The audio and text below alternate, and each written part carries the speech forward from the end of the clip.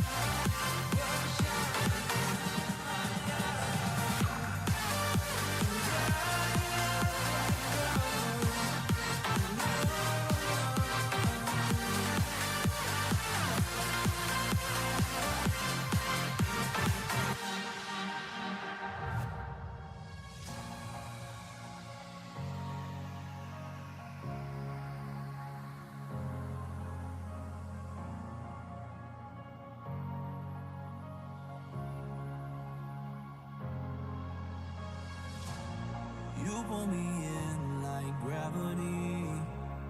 You do. Changing the way that my body moves. It's true.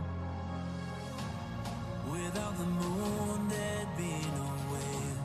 Without the stars, there'd be no space. When I got you by my side, you made me feel like I'm the world in your mood. I can't go on without being with you, inseparable.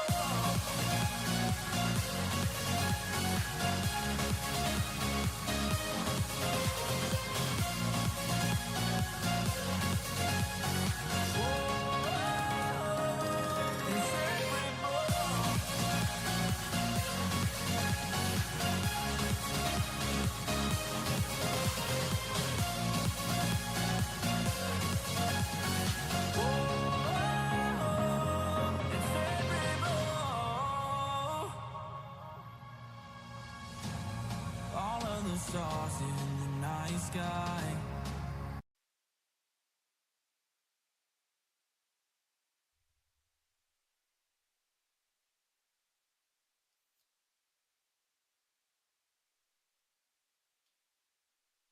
Start off every live stream with one of those.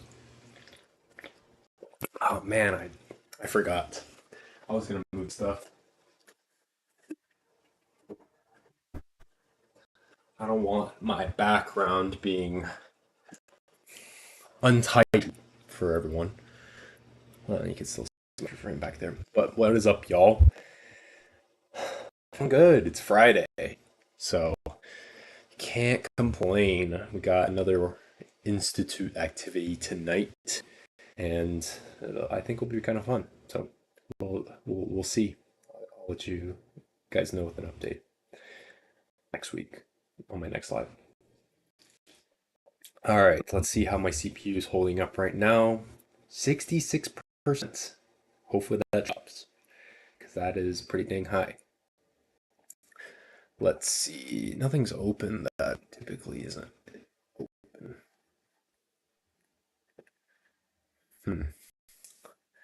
Anyway. Trying to think. Anything new? Oh, I did.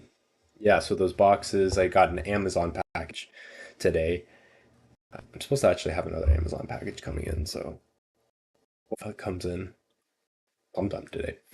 But I had a gift card, and I had to get a couple things. The stores I went to, they didn't have blender bottles for some reason, so I had to get another blender bottle. I'm starting to collect them now. I have like 5 at this point. And I got a laptop stand, which one of my friends, one guy, he's like I said, he's my tech guy.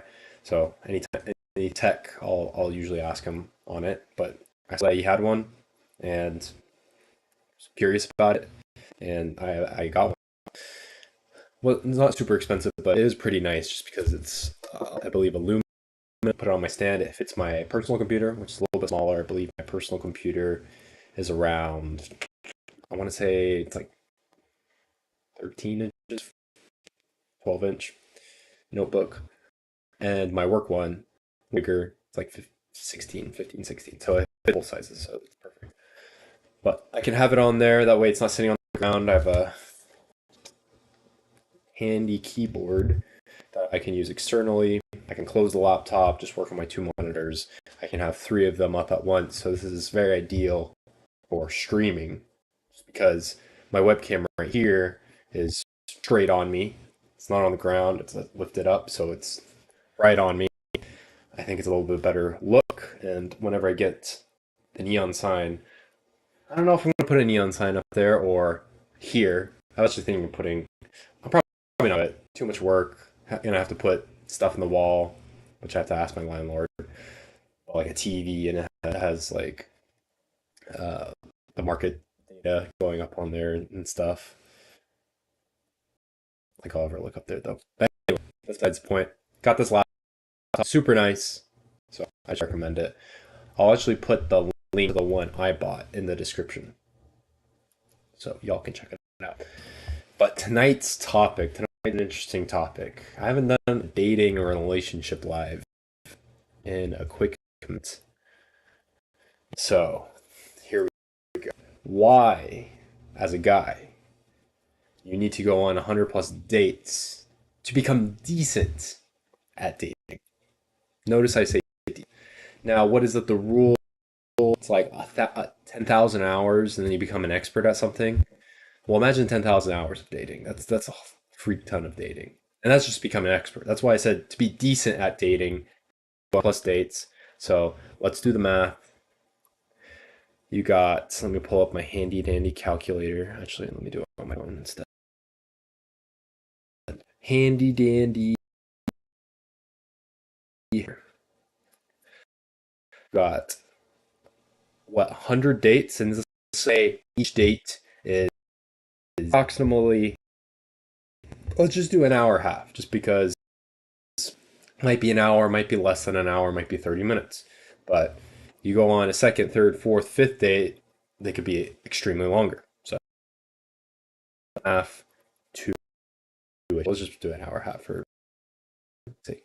So 100 is 1.5. It's only 150 hours.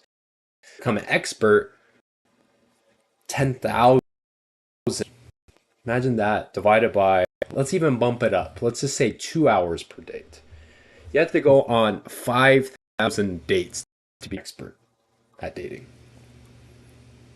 Now at that point, hopefully you LTR, long-term relationship, where you're married, to be honest.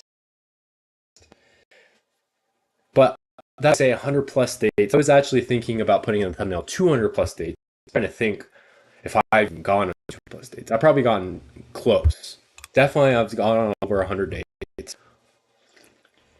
200, I'm somewhere around there. So I 100 plus dates. Now, if you're a guy, Jeffrey, or whatever. If you're a guy, and when was the last time you've been on a date? First off. Second off, how many dates have you been your entire life? If it's nowhere near 100, then you have some work to do. That's why I say plus dates to be decent today. So let's go into, like I mentioned, the 10,000 hours rule to become an expert in whatever field or whatever skill that you want. Dating is the exact same. Why would it be different? Dating is a skill, first and foremost, just because think of business, think of networking, of teaching, think of playing basketball, whatever it is, think of coding, anything that you want. It takes time for you to actually learn how to do it. Simulate it all you want. Since I've been golfing, well, actually not recently because I'm short, but with golf, you can go to Top Golf, you can go to the driving range, you can go to the golf simulator every single day. But honestly, it doesn't really mean anything until you actually go on the course and start playing. That's just, I said it. But you could be a master at Top Golf. You can hit the perfect shots every single time. But once you step onto that golf course, step up to the first tee box, driver, probably not going to feel the same. Going to be a lot more nervous. It's going to be way different just because the feel is different. Actually, you're in the situation rather than a simulation of the situation. So first and foremost, dating is the exact same way. So you can pretend, you can practice all you want. You have to just go out there and do it. The best way, obviously, you tune certain parts of yourself. I preach over and over again, stronger, smarter, wealthier, right? But you have to actively improve on yourself. But within that, in between, you need to test your skills and you need to hone your skills as well. Interpersonal communication skills, dating skills, flirting skills, honestly, just communication in general, and setting expectations, conflict management, all of the above. So dating is a skill. So that's number one. A couple more points. I have several points. I probably have like 5 or 6 points, and I'm sure I might think of more. If anyone has any questions, let me know in the comments or the chat. I have my chat pulled up right here. Ask me a question, I'll give you an answer. Another reason why you should go on 100 plus dates, why you need to go on 100 plus dates, is after one or two dates, you don't know necessarily what you like. Your first person you date, that's why I had a rule. After I got home from my mission, I would not marry the first person I dated. Just because, yeah, I went on dates every once in a while before my mission, but I wasn't seriously dating because I knew I was going to go on a mission type of thing. So afterwards, I was like, all right, I don't want to marry the first person I date just because it's like the first person post mission I date and have a relationship with, and I won't really know any different, you know? So you figure out what you like. That's one thing. What you like, what you don't like. I'll kind of put those two together.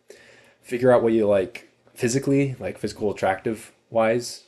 Some guys are more blonde dudes. Some guys are more brunette dudes. Some guys are more redheads, you know?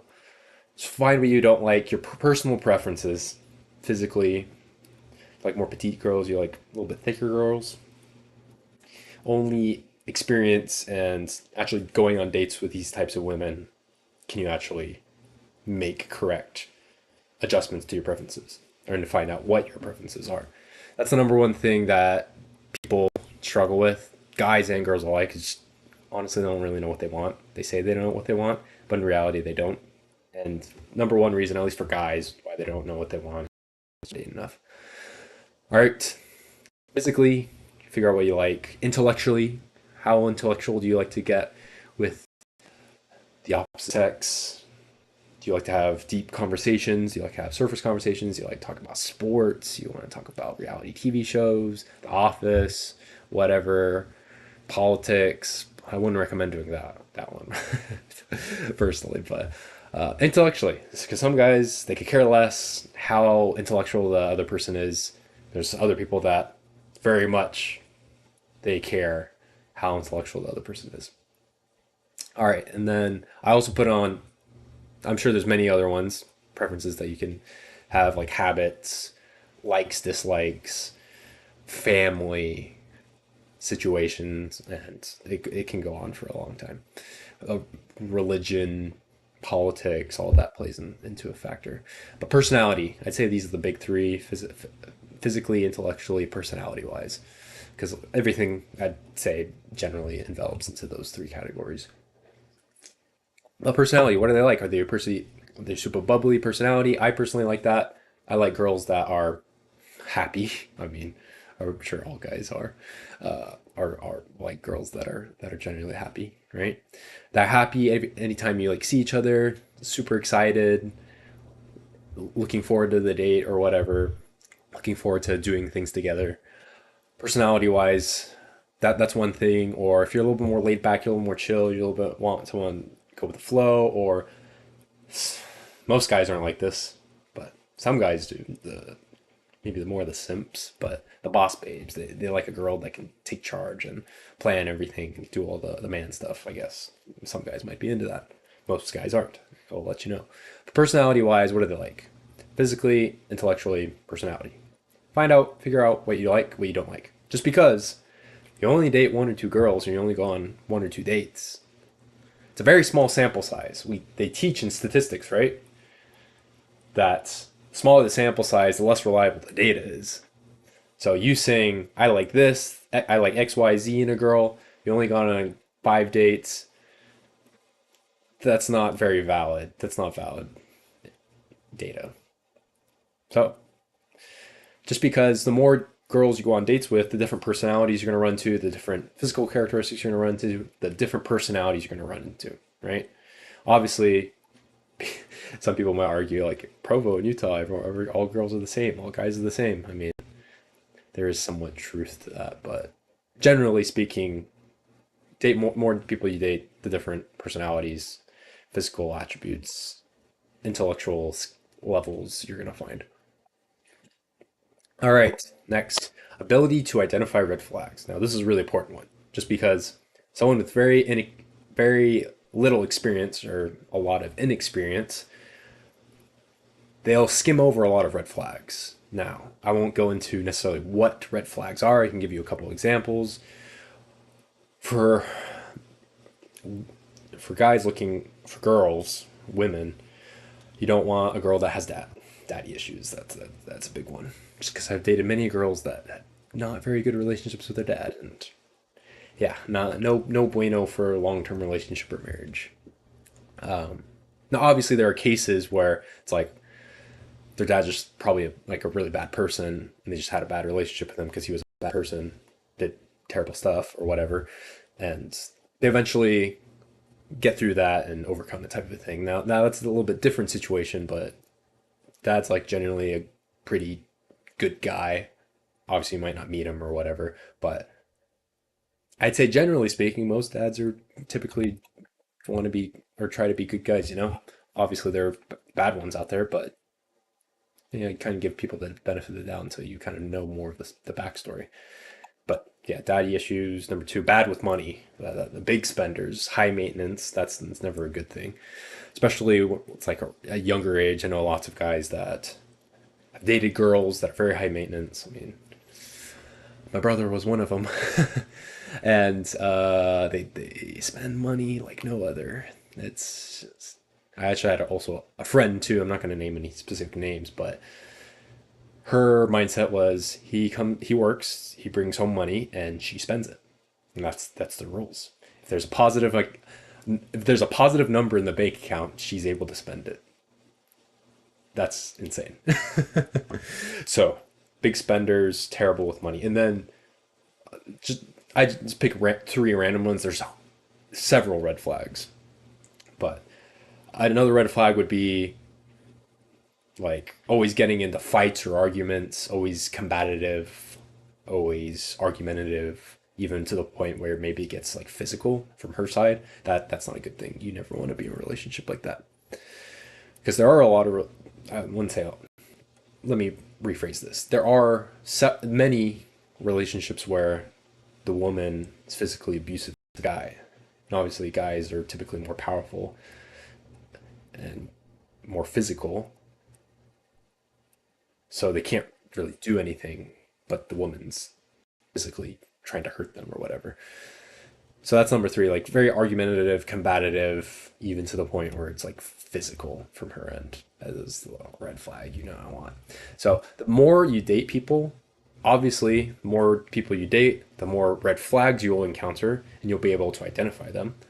And then in the future, this is like the benefit, and also I'd say the curse of getting a little bit better at dating is that I'll switch over to the screen. Is that you will identify red flags so much quicker than before. But unfortunately, you'll notice that a lot of people have red flags. Now, there's some girls out there that are like, oh, she has a lot of red flags. It's pretty obvious. You should stay away from her. But there's other girls that's like, oh, there's only like she only has like three or four. Actually, three or four is a lot, so it's kind of the same deal. But I mean, maybe she only has like one or two. It's like you kind of overlook those. But typically, it's the red flags that you overlook that end up if the relationship ends. Which, if there are red flags, most likely it probably will. Those are the exact reasons. The red flags you overlooked initially are the exact reasons why the relationship ended up failing, directly contributing to the failed relationship. So you got to keep out for red flags. But like I said, like a blessing and a curse because you're like, all right, you're not oblivious anymore. You took the red pill. You're aware, type of a thing. But then you also see so many people have red flags. It's very unfortunate. So it's makes dating actually easier and harder at the same time because it drastically limits your pool of people that you probably date just because you can identify red flags a lot quicker and more frequently.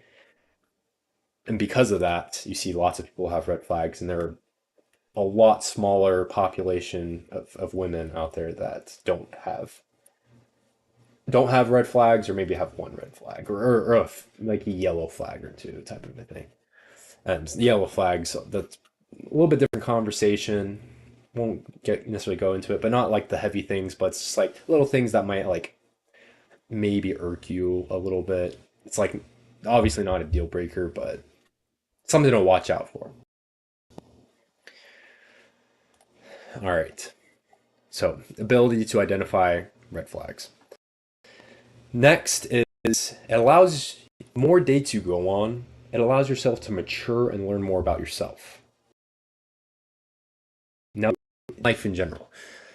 You get older, you experiences, you do dumb, but you learn experiences, and when you're a little bit wiser, a little bit older, then you avoid certain situations and you avoid pain or loss that you usually had to endure. Obviously, relationships can be a little bit more costly, especially if you get married, you have kids. You met there, then there are the consequences of married. Then, say if you're just casually dating someone, you maybe mess up or you upset them or whatever causes you to break up. It's like it's bad that it happened, but you gain that experience and you kind of learn from it. And you learn more about yourself. So not only what you like, what you dislike in women, but kind of like who yourself as a person is, and kind of like your worth. Just because a lot of guys can really gain their worth off of, and then there's a difference between personal worth. I will say this is a big distinction that guys need to make. And women, of course, there's a difference between personal worth and like spiritual worth and like like worldly or like the market, like what the world's worth is. 100%. Like in order to get certain types of jobs, you have to be of certain credentials, you have to be of certain positions, you have to have certain experience, right? Whereas like being a good human being, like who cares if you're like the VP or the manager or the president, the CEO versus someone else maybe a little bit lower or lateral or whatever, maybe making like $5,000, $10,000 less. To the world, that might mean a lot, but personally, it doesn't. You shouldn't generate necessarily self worth out of that. So you learn a lot more about yourself, and to a lot of guys, like getting girls, being attracted to girls, obviously in a world like a marketplace, especially a sexual marketplace, dating marketplace, that is very important. And that marketplace doesn't really care as much about personal worth. But you have to realize that like just because you get a lot of girls or because you don't get a lot of girls, you're not attractive to a lot of girls, that doesn't mean necessarily your personal worth is nothing. It's worth nothing. It's not at all the case. But it should give you motivation to increase that dating marketplace worth for yourself. Just because the more options you have, the generally the happier I'd say you'd be, just because you have the flexibility, the option to do this or do that, this person or that person type of thing, rather than being stuck. No one likes feeling stuck. And you learn, yeah, you gain different hobbies, you learn more about yourself, you learn more about who's a good friend, who's not a good friend, you learn who really cares about you, who doesn't care about you, just in dating multiple, like lots of people.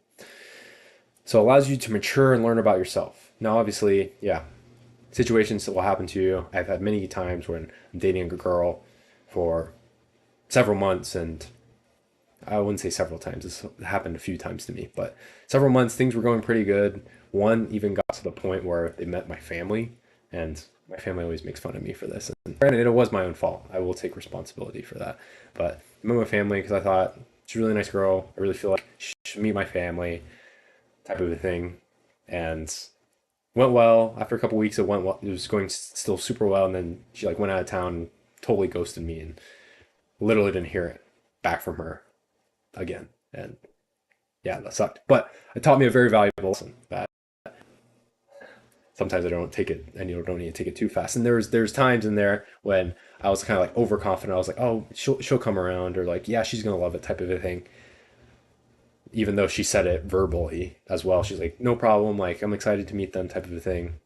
Her actions afterwards obviously did not result or manifest itself the same as what she was saying with her words. That's why I always say you got to believe their actions, believe how they act, not what they say, because the actions never lie. So that's a personal experience for me, but you learn, you mature, and you learn more about yourself. All right. Next point. The more experience you have, the better you'll handle certain situations. So if you never had a girlfriend, or you've never like kissed a girl, or you never gone on a date before, like when it gets to the point where like the date's kind of winding down, she's over at your place, you're watching a movie, like know how to make a move on her type of thing. Like you don't know how to handle that situation. It's awkward, and if it's awkward for you, it's 10 times worse for her because the girl is usually just following your lead.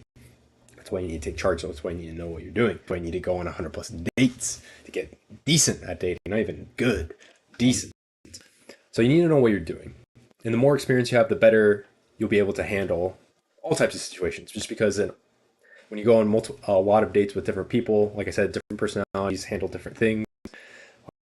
Like, have y'all ever been on a date where like the girl like gets sick and it's like throwing up everywhere, or is it has like a fever or something, like slips and falls and like a concussion, or like bruises her arm, or like breaks a bone or something, or randomly you're on a double date and one of the friends just leaves type of thing. And there's a plethora of crazy experiences that happen when you're not only on dates but in just relationships in general. How do you handle if one of her family members just suddenly passes away or something? Or I've even had this to happen to a friend where he was dating a girl, he ended up marrying her, but a big thing that she was hung up on randomly, her ex-boyfriend that she used to love in high school or whatever, like overdosed on drugs and died. And I don't think at this point she's ever over that. And that's another story for another day. But she's still like not over that. It's pretty clear to tell. And this other guy's like married to her, and she's still not over her ex. Yeah, crazy experiences, but the more experience you have, the better you'll be able to handle certain situations. So it's kind of self-explanatory. All right, next, and this is kind of like my final point. This live is going to be a little bit shorter. I think I'm currently running at what 40 minutes right now, but like 15, 13 minutes for the pre-show.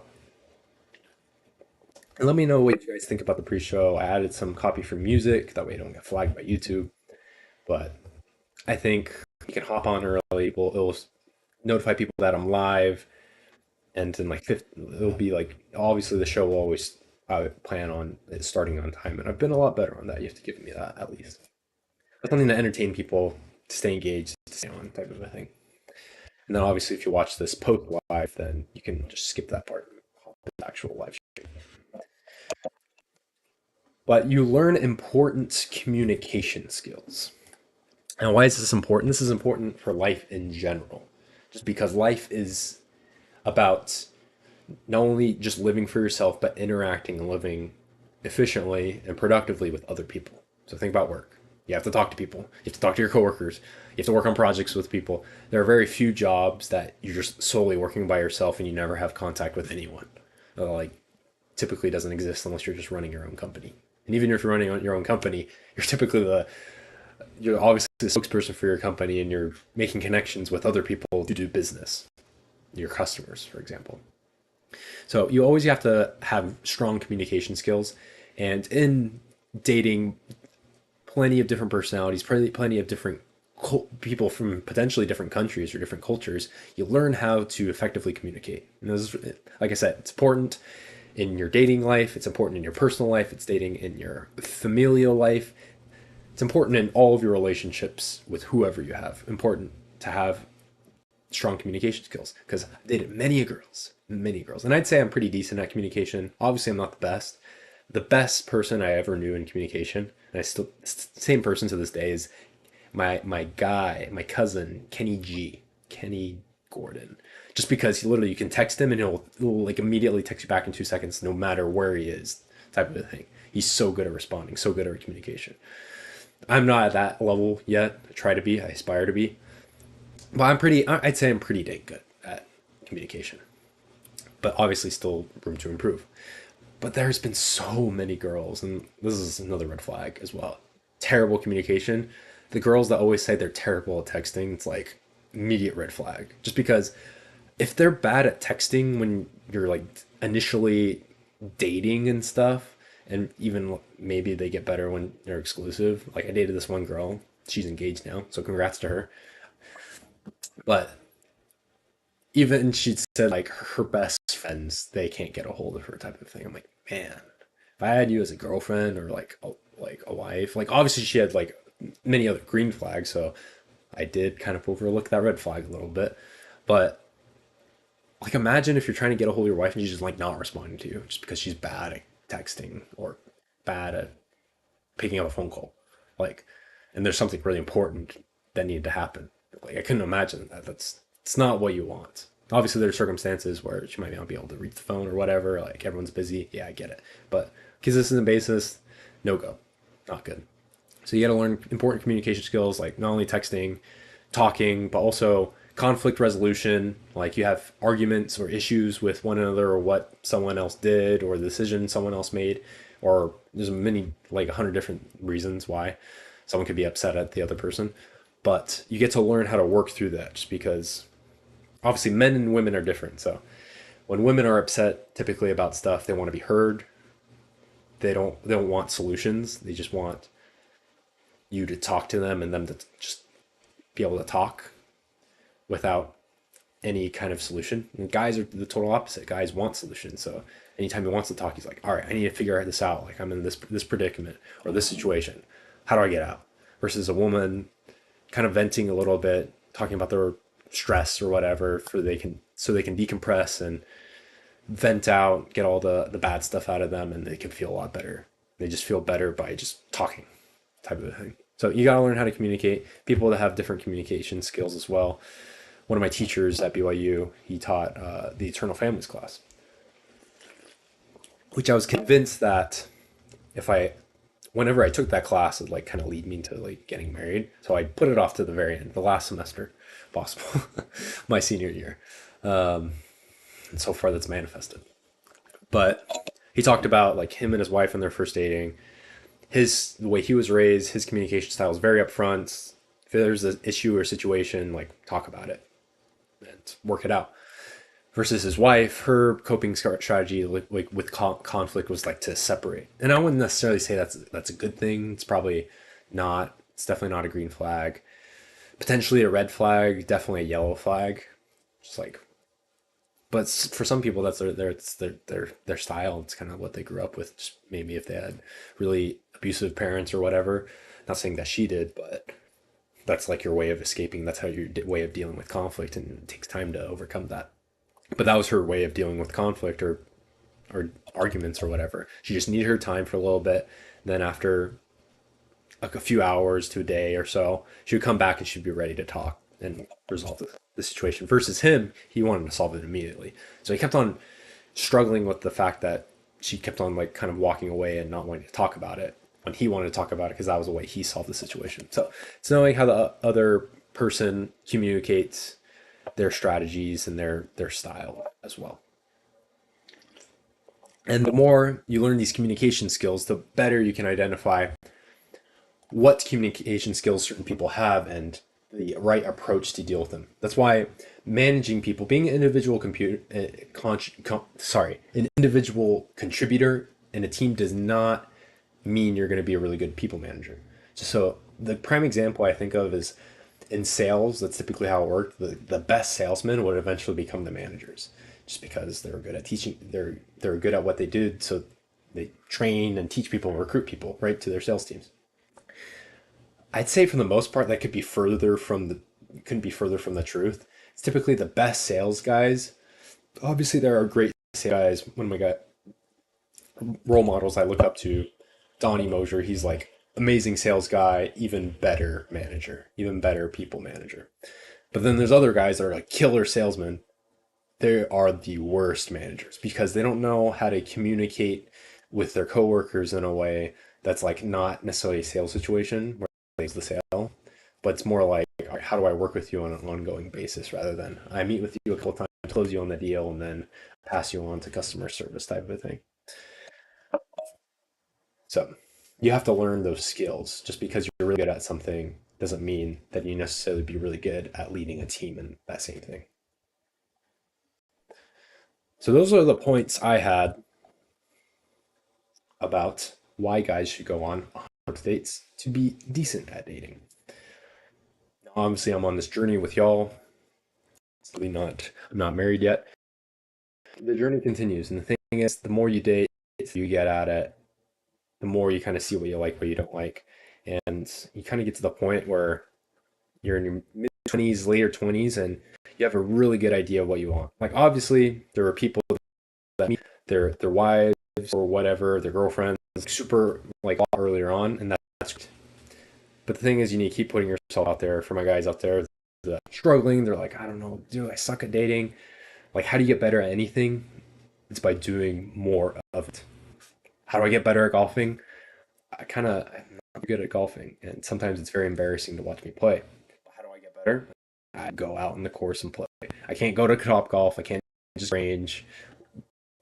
There, there are instances where that can be beneficial with in combination with a person playing 9 holes, 18 holes, 36 holes. Plays part for sure because you need to fine tune and adjust stuff. But you're not gonna get better at the game if you ain't playing the game, baby. So that's just how it is. So I don't want to talk about.